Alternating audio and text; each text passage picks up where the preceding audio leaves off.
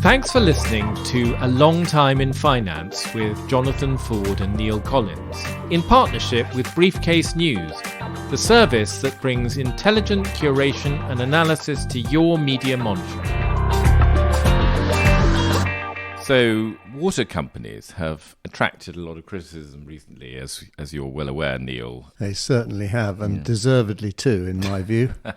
So we've had sewage in the rivers. And as you remember, we had water campaigner and former Undertone, Fergal Sharkey, on to complain about that. And we've also recently had an episode with Brett Christophers, who was the academic in Sweden, who's written a book looking at the questions thrown up by asset managers owning vital infrastructure like water companies. And do they have incentives to do the right thing, or are they just cash cows to be milked? Yeah. Milked several times a day, I would say. So we thought we might drill down, as they say, and fuse these two issues and look at the finances of the English water companies. Now, that's the financial flows as opposed to the rather more noxious kind that have been going into the rivers. And are they any less noxious, these financial ones? Well, looking at the totality, I would say certainly not. But to help us look at all this, we thought we were joined today by David Hall, who's a visiting professor at Greenwich University and a long-time watcher of the privatised utilities, and has thought a lot about these questions. So welcome, David. Very pleased to be here. And yes, I spent far more of my life than I ever expected or would have wished to, looking at the finances of these companies. Well, so they're back in the news again for the umpteenth time, because the water and sewage companies, which have been under tremendous attack in recent months for not doing enough, not investing enough to stop sewage seeping into our rivers, yet at the same time, they are paying huge dividends. They paid 1.4 billion in dividends in 2022, up from 540 million the previous year, so almost 3 times. Yes. Those are ultimately, of course, paid for by households through their water bills. So what's going on?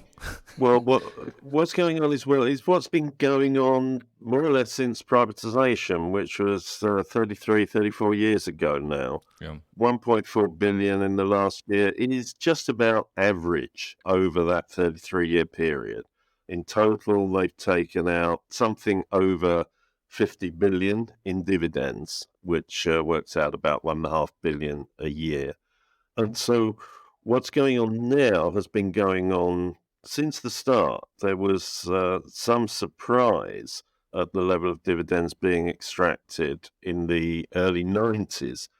And I think then we could see one important early way in which this was being done, because of course we all expected that the regulator would fix prices at a level that gave a decent deal to consumers and prevented the overexploitation of private monopolies, which we've known about as a danger since John Stuart Mill first wrote about natural monopolies 200 years ago.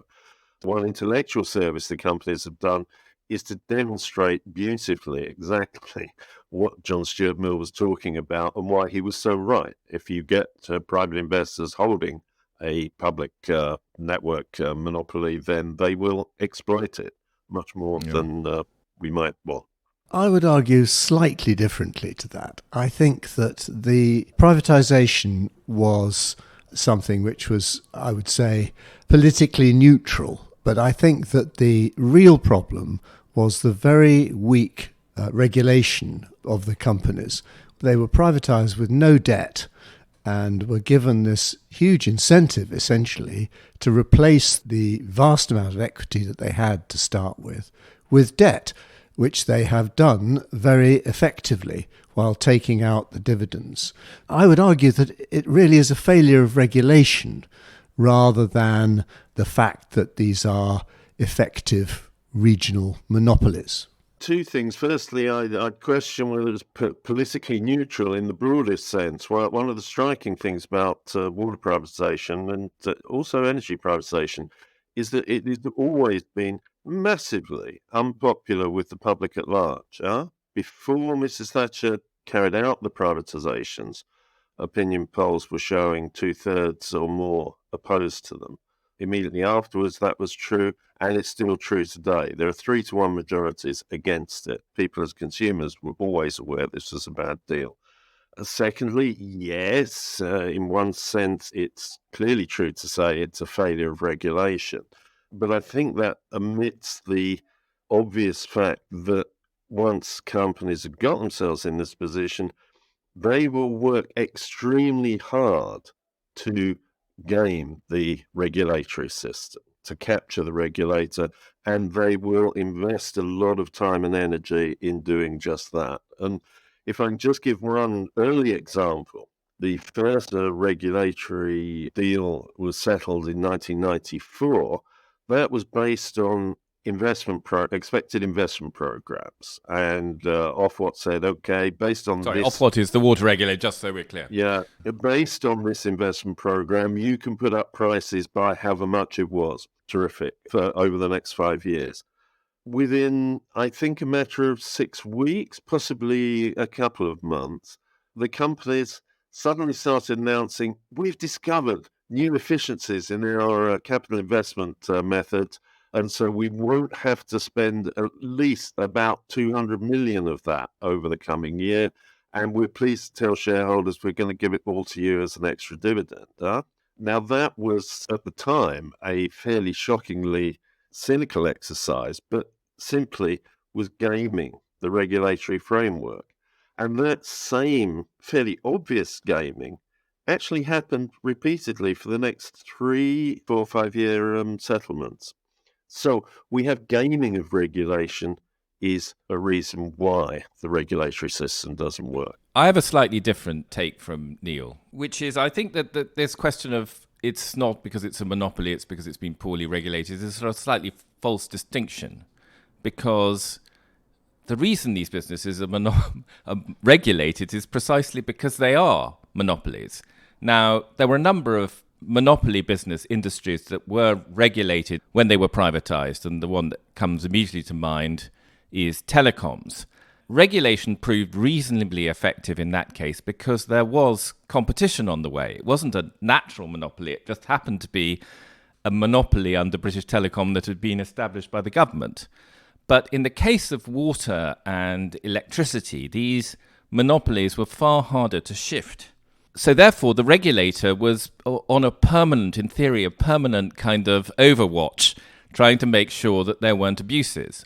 I do think David is right that there have been abuses over a long period, and also a failure of regulators to really understand whose interests they were protecting, whether they were protecting the solvency of the water companies and their ability to do their job, or whether they were protecting customers from the bills that were going to come their way. I seem to remember a few years ago looking at this whole question of where these debts actually came from, because they are enormous and someone has to pay them off. And not only will that be a burden, but interest rates, which were very low when they were taken on, are now going up, which will add to that burden on consumers in coming years. Those debts, as Neil correctly says, were zero at privatisation because the government obligingly paid them all off in 1989. They are now, I think, actually, more than you said, David. I think they're about 60 billion, according to this article. And the analysis which I saw, which is probably about 5 years ago now, showed that the companies, through their cash flows, could have paid for all the investment that has been done since privatisation. So the original logic was we need to privatise these businesses so that they can fund investment. They actually had, through their bills that they were receiving, they were sending to the customers, the cash flow to fund all the investment. All of that 60 billion, in effect, has been to pay financial returns to the owners. And you have to ask yourself, was that actually the intention? I would say it wasn't. And to say that that is somehow something that has slipped through the net and the regulator has kind of just been bamboozled seems to me to avoid the fact that in aggregate, this is a mess. The original purpose of the whole privatization has turned out to be unnecessary. I mean, all I would say, I'd make 2 points really. Yep. Firstly, the idea that if the industry had remained in public ownership, that the necessary investment in the infrastructure would have taken place is a fantasy. It wouldn't have done. The government would have helped itself one way and another to any surplus, because that's what governments do. And that was one reason why privatisation seemed like a good idea, because it was generally acknowledged that the industry had suffered from a huge underinvestment for a long time, like every other nationalised industry, because that's what happens. I think that I would come back to my point that if the rules governing the spending of the companies and the gearing that they were allowed to take on had been enforced more effectively and rigorously, then I think we would be in a much better place now. What I would say, the logic of what you just said, Neil, is that it is worth paying £60 billion in debt to avoid the government basically not investing over a period. To me, that seems a strange argument. But anyway, David, over to you. Yeah, okay, just pick up a few points that have been made. The first of which was you said that it's a monopoly and therefore it's regulated. We should remind ourselves of two things. Firstly, Mill's conclusion from pointing out the problem of natural monopolies being overexploited by the private sector was, and so we should ensure that such sectors are in public ownership. That was John Stuart Mill's conclusion from that, not regulation. And also that's the conclusion that the vast majority of the rest of the world has come to. Over 90% of the world's water is in public ownership and public hands, including all across the USA and across countries like Germany, even in countries like France that used privatization by concession are reversing that. Secondly, in terms of the regulatory behavior and intentions, I don't think it's about the intentions of the regulator, but another thing that has happened in practice is something that's been well recognized in sort of literature about regulation, principally based in the USA, and that is because the companies work really hard at fixing regulation, regulators get captured, in inverted commas. And it's pretty clear that's what's happened here. One way you can see it is the exchange of personnel, perhaps the most striking of which is that the person who was CEO of Ofwat 5 years ago is now director of Thames Water. Apart from assessing public interest, private interests of the companies, they are assessing their own career prospects. Well, this is a very, very clear case, I think, of regulatory capture. Jonathan, you're quite right about the investment being covered by the cash flows. And two comments on that. One is that this is the classic way in which public investment in water and sewage takes place, quite often through temporary large increases in consumer charges. And so what these companies are doing is actually using public techniques. The extreme example of that at the moment is the biggest single bit of sewage infrastructure investment that's going on, and that is the Thames Tideway Tunnel, which is being financed not by Thames' enormous Chinese, Middle Eastern and North American shareholders, but by charging us consumers extra, a surcharge. The equity being put into this investment is coming from surcharging consumers. And Neil, coming back on the point that you made about the investment wouldn't have happened, I respectively disagree on that, because the reason why we knew the investment was going to happen was because it was required under EU regulations. And so whoever owned it would have had to do it. Okay. Can we turn to another issue, which is also thrown up by these latest debates around the water company dividends, which is the question of transparency? Because one of the odd things about this is the newspapers write, these companies are paying dividends, and the number of 1.4 billion is said. But the companies then say in response, oh, no, we're not. We're not paying any dividends at all, or we're paying much smaller dividends. And it seems that one of the reasons this debate has taken hold is because it's very difficult to understand exactly what is going on inside these structures. Maybe, David, you can enlighten us a bit about why on earth is it that no one knows, or the water companies can claim, might be a better thing, that they are not paying dividends when the rest of the world seems to think they are. Yeah. And what's really going on? It's not unique to the water companies. They've got complex holding structures. What is straightforwardly going on, firstly, dividends are indeed being paid. And under company law, the only people to whom the companies can pay dividends is their owners, their shareholders.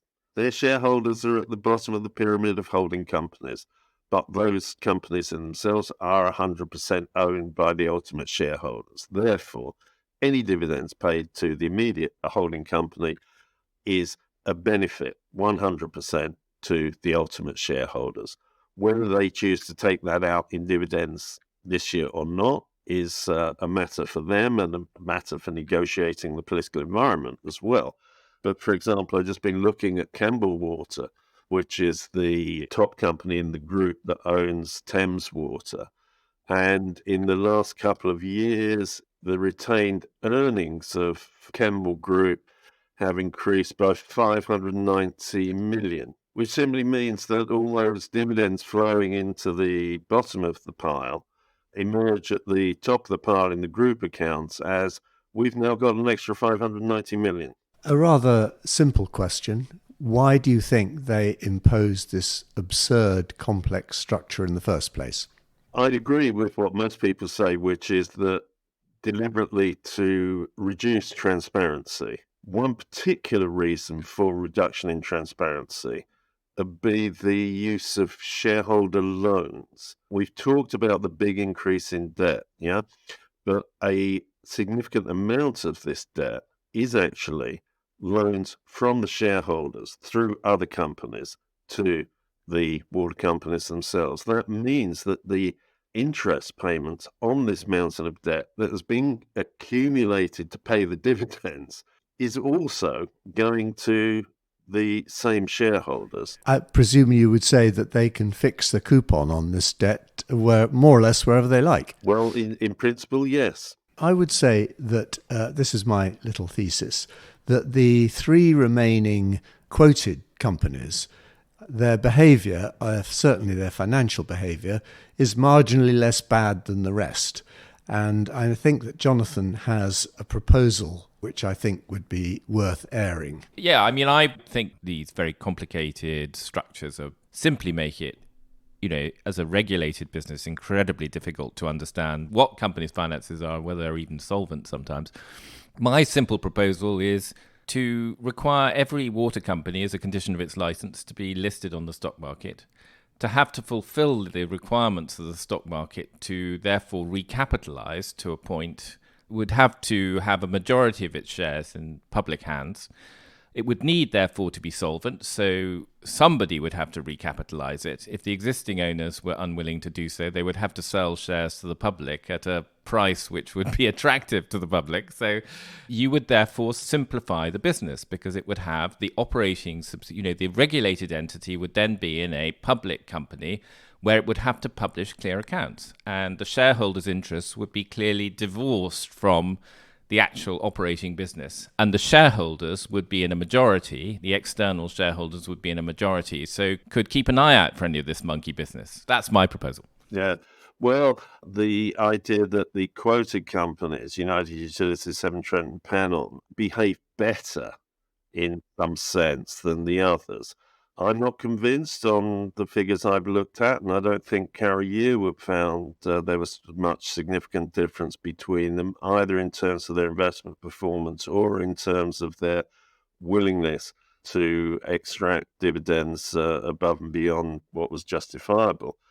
In terms of investment behavior and control of pollution, all the people who spent a lot of energy campaigning around rivers advised me that the United Utilities and Severn Trent, and I think even on the figures alone, South West Water, are at least as bad offenders as anybody else.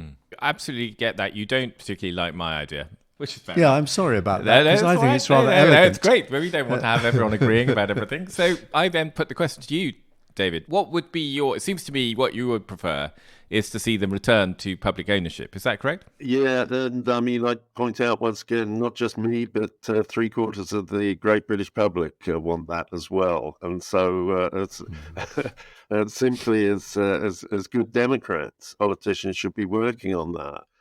The thing that's always thrown up in these discussions about public ownership is the companies say you couldn't possibly afford it. Remember, a lot of debate in 2019 was compensation has to be paid. One of the more surprising research discoveries of my career was to find that the law of England does not say compensation has to be paid, still less that compensation has to be paid on the basis. It does not. English law perhaps, but I think there's a general presumption under human rights legislation that seizing assets without compensation is that's confiscation. Is confiscation, bad practice, not allowed. It may be, but I find it quite amazing how people are very confident that their own preferred views of what the law should be overrides what the statements of the Appeal Court of the UK, which has ruled on this twice in the last 30-odd years, and the European Court of Human Rights, which has views on human rights, has also ruled on this twice in the last 35 years. Both of them say very precisely the law of the UK is Parliament has the power to expropriate, full stop.